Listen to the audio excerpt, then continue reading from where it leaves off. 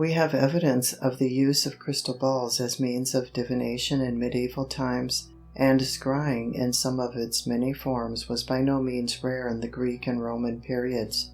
The essential requisite for the exercise of this species of divination is a polished surface of some sort upon which the scryer shall gaze intently.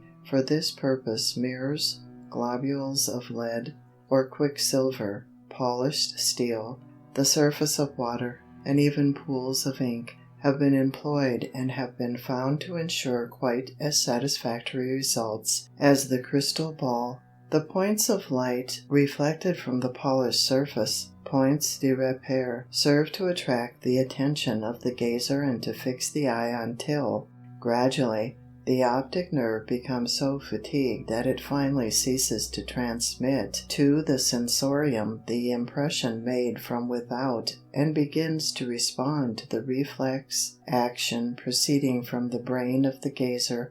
In this way, the impression received from within is apparently projected and seems to come from without. It is easy to understand that the results must vary according to the idiosyncrasy of the various scryers, for everything depends upon the sensitiveness of the optic nerve. In many cases the effect of prolonged gazing upon the brilliant surface will simply produce a loss of sight. The optic nerve will be temporarily paralyzed and will as little respond to stimulation from within as from without. In other cases, however, the nerve will be only deadened as regards external impressions, while retaining sufficient activity to react against a stimulus from the brain centers. It is almost invariably stated that, prior to the appearance of the desired visions, the crystal seems to disappear and a mist rises before the gazer's eye. The Achaeans, as Pausanias relates, frequently used a mirror to divine diseases or to learn whether there was danger of sudden death. Of the temple of Demeter, or Circe, at Patras, he writes, "In front of the temple of Demeter there is a well. A stone wall separates this well from the temple, but steps lead down to it from the outside. Here there is an infallible oracle, although it does not answer all questions, but only those touching diseases. They attach a slender cord to a mirror and let it down into the well, balancing it carefully so that the water does not cover the face, but only touches the rim. Then, after making a prayer to the goddess and burning incense to her, they look into the mirror, and it shows whether the sick person will die or recover. Such is the power of truth in this water." This sacred well with its oracle of the magic mirror must have been in Lucian's mind when, in his description of the palace of the Moon King, he says, "Another wonderful thing I saw in the palace. Suspended over a rather shallow well there is a large mirror, and anyone who goes down into this well will hear every word that is spoken on earth, while, if he gazes on the mirror, he will see there every city and every nation just as clearly as though he were looking down upon them from a slight elevation. At the time I was there, I saw my native country and its inhabitants. Whether I myself was seen by them in turn, I am not sure." Lucian adds, with a fine touch of irony, "Anyone who doubts this assertion needs only to go there himself and he will find out that I speak the truth. As no one has yet made a trip to the moon, the assertion is still uncontradicted." In their religious legends, the ancient Mexicans taught that their god, Tezcatlipoca, had a magic mirror in which he saw everything that happened in the world. He was sometimes named Nicosiat, sower of discord, because he often stirred up war and strife among men, but he was also lord of riches and prosperity, which he bestowed and took away again at his will. To the influence of this divinity were attributed many omens and certain strange visions, announced by repeated knockings. In the Orphic poem Lithica, a magic sphere of stone is described. The substance is called sideritis or ophitis, and is said to be black, round, and heavy. Possibly some metal, rather than a stone, is designated by these names. Helenus, the Trojan soothsayer, is said to have used this sphere to foretell the downfall of his native city. He fasted for 21 days and then wrapped the sphere in soft garments, like an infant, and offered sacrifices to it until, by the magic of his prayers, a living soul warmed the precious substance. A strange variety of divination by means of mirrors placed on the heads of boys who, with eyes blindfolded, were supposed to perceive forms or signs of some description in the mirrors, is noted by Spartianus in his life of the Emperor Didius Julianus, approximately 133 to 193. This ruler is said to have resorted to this form of divination, and the boy entrusted with the task is asserted to have announced the approaching accession of Septimius Severus 146 to 211 and the dethronement of Didius Julianus. An indication that the usage of divination by means of a silver cup existed among the primitive Hebrews has been found in the story of Joseph and his brethren. In Genesis 44, 1-5, we read that Joseph concealed a silver cup in the sack of grain borne away by Benjamin, making of this a pretext for requiring the return of his brethren. He sent messengers to overtake them and directed them to demand the return of the cup, using these words, "Is not this it in which my Lord drinketh, and whereby indeed he divineth?" The Arabic author, Hali Abu Ghaffar, tells of a golden ball used by the Magi, followers of Zoroaster, in their incantations. It was encrusted with celestial symbols and set with a sapphire, and one of these magicians, after attaching it to a strip of bull hide, swung it around, reciting at the same time various spells and incantations. Probably the magician, by fixing his gaze upon the brilliant revolving sphere, gradually fell into a hypnotic trance, during which visions appeared to him. These he could afterward interpret to those who had sought his aid to read the future, or to obtain information regarding things that were happening far away. An important side on the beliefs of Western Europe in the 5th century regarding crystal gazing is afforded by one of the canons of the synod held about 450 A.D. by St. Patrick and the bishops Auxilius and Iserninus. Here it is decreed that any Christian who believes there is a lamia, or witch, in the mirror is to be anathematized, and is not to be again received into the church unless he shall have renounced this belief, and shall have diligently performed the penance imposed upon him. In this case, as in many others, the vision in the crystal or mirror did not represent some former or contemporaneous happening, but the figure of an evil spirit, who, either by signs or words, imparted to the scryer the information he was seeking. The power to see images of evil spirits on the surface of water was claimed by those called hydromanti in the 9th century. This is attested in the work composed about 860 A.D. by Hincmar, Archbishop of Reims, who characterizes the supposed appearances as images or deceptions of the demons. These diviners asserted that they received audible communications from the spirits, and they therefore evidently believed that the appearances were realities. Although, as we have seen, many different materials were used for scrying, the preference was often given to polished spheres of beryl. In modern times, however, the rock crystal is considered the best adapted for the purpose. In this introduction to crystal gazing by N.W. Thomas, Andrew Lang writes of what he terms hypnagogic illusions, images which appear when the eyes are closed and before sleep supervenes. When faces appeared to him in this way, they were always unfamiliar ones, with the single exception of having once seen his own face in profile. The same was almost invariably true of landscape and inanimate objects. These forms seem to grow out of the bright points of light which frequently appear when the eyes are closed, and Lang suggests a similar origin for the visions of the scryers, namely, the development of the images from dark or light points in the glass. In regard to this, we have an interesting passage in the works of Ibn Khaldun, a Persian writer, born in 1332, who gives the following very acute analysis of the phenomena accompanying crystal gazing.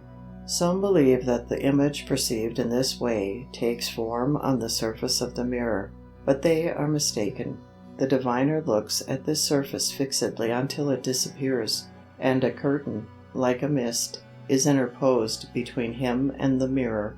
Upon this curtain are designed the forms he wishes to see, and this permits him to give indications, either affirmative or negative, concerning the matter on which he is questioned. He then describes his perceptions as he has received them. The diviners, while in this state, do not see what is really to be seen in the mirror. It is another kind of perception, which is born in them and which is realized not by sight but by the soul.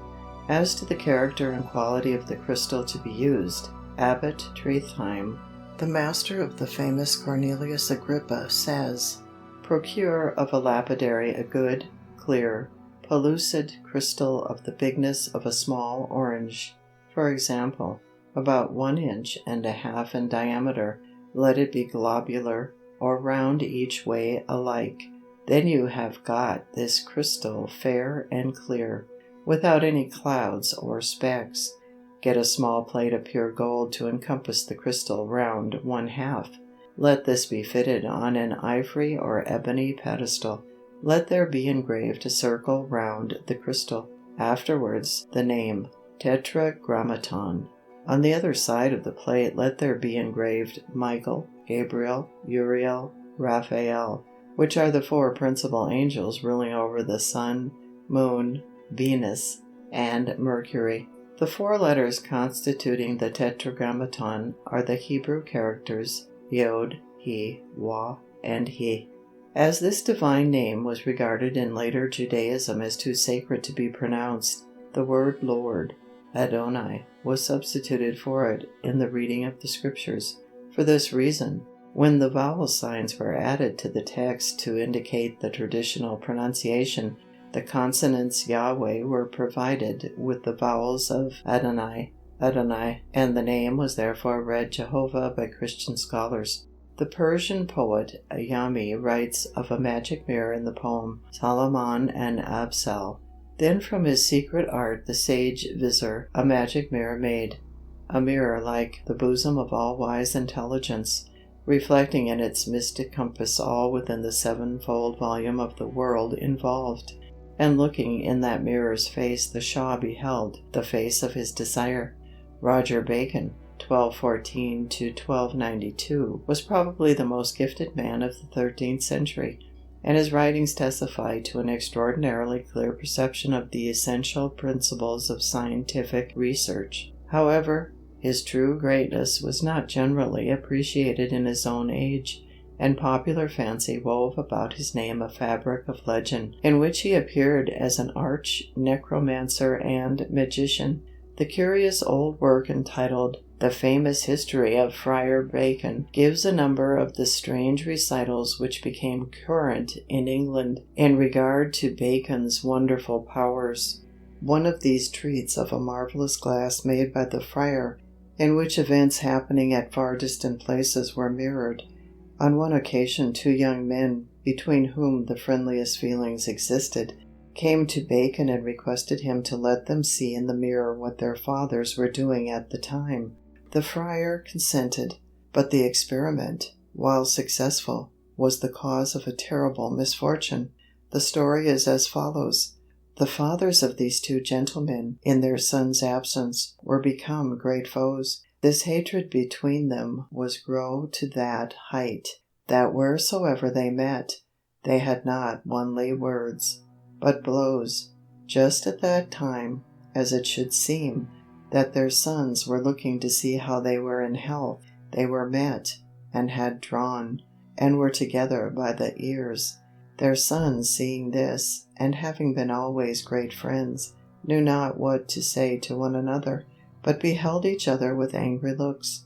At last one of their fathers, as they might perceive in the glass, had a fall, and the other, taking advantage, stood over him ready to strike him. The son of him that was down could then contain himself no longer, but told the other young man that his father had received wrong. He answered again that it was fair. At last there grew such foul words between them, and their bloods were so heated, that they presently stabbed the one and the other with their daggers, and so fell down dead. The scepter of the Scottish regalia is surmounted by a crystal globe, 2 inches and a quarter in diameter, and the mace by a large crystal barrel. In former times these stones were regarded as amulets, and their use was traced back to the Druids. Sir Walter Scott tells us that in his time they were still known among the Scottish Highlanders as stones of power. The testimony of John of Salisbury, 1120 to 1180, shows that in the 12th century, in England, divination by means of the arts of the speculare was often practiced. The prelate writes that when a boy, he himself and a companion a few years older received instruction from a priest who was addicted to the use of these magic arts. This priest used to polish the fingernails of the boys with a consecrated oil or ointment, and then direct them to look upon the polished surface until some figure or form should appear. Sometimes the smooth, polished surface of a basin was used. John of Salisbury regarded it as a mark of divine favor that he himself saw nothing upon the smooth and lustrous surface, but he states that his companion observed certain vague and shadowy forms. Certain names pronounced by the priest on these occasions terrified the boy, for he believed them to be the names of evil spirits. Indeed, such was his reluctance to participate in the unholy rites that his presence was believed to interfere with the production of the phenomena. In another part of his Polycraticus, John of Salisbury states that the speculari claimed that their gift of seeing visions on polished surfaces was never used to injure anyone, but was often used in the detection of theft and in counteracting magic spells. Under the comprehensive chapter heading, How to Conjure the Crystal so that all things may be seen in it, Paracelsus, 1493 to 1541, declares that to conjure means nothing more than to observe anything rightly, to learn and to understand what it is. The crystal was of the nature of the air, and hence all things movable and immovable that could be seen in the air could also be seen in the crystal or speculum. Paracelsus showed keen insight, and his conclusions are excellent. One might add, however, that it is a fact that these are images condensed in the double convex lens, forming, as it were, an internal crystal sphere. These images are reversed, distorted, and twisted, and when they become visible to one who is expecting strange things, they form mental impressions which it is often very difficult to erase. Many crystal gazers are frequently highly wrought, nervous, and susceptible, and other influences uniting with the impressions produced may give the brain for a time the power to evolve kaleidoscopic effects. Directions for the use of an Erdenspiegel or earth mirror are given in an old German manuscript written in 1658 by a Capuchin priest. The mirror is to be set about 2 inches above a board, and the questions to be answered are to be placed beneath it. The scryer is recommended to place 3 grains of salt upon his tongue, whereupon he is to repeat a prayer and cross himself. He now takes the mirror in his hand and breathes upon it 3 times, repeating the words, "In the name of the Father, of the Son, and of the Holy Spirit. Amen." These preliminaries having been accomplished, the following prayer, or rather invocation, is repeated. O thou, holy Archangel N. I pray to thee most fervently through the great and unsearchable name of the Lord of all lords and King of all kings. Hod, he, vo, he, tetragrammaton, Adonai, Shaddai. Receive my greeting and give ear to the humble petition which I offer in the name of the great and highest God, Elohim Zebaoth, and thou shalt appear to me in the world mirror, and give me knowledge and instruction in answer to my questions. The strong religious tone of these directions for the use of the mirror and the fact that it is a priest who gives them shows that there was a disposition to tolerate the employment of such white magic.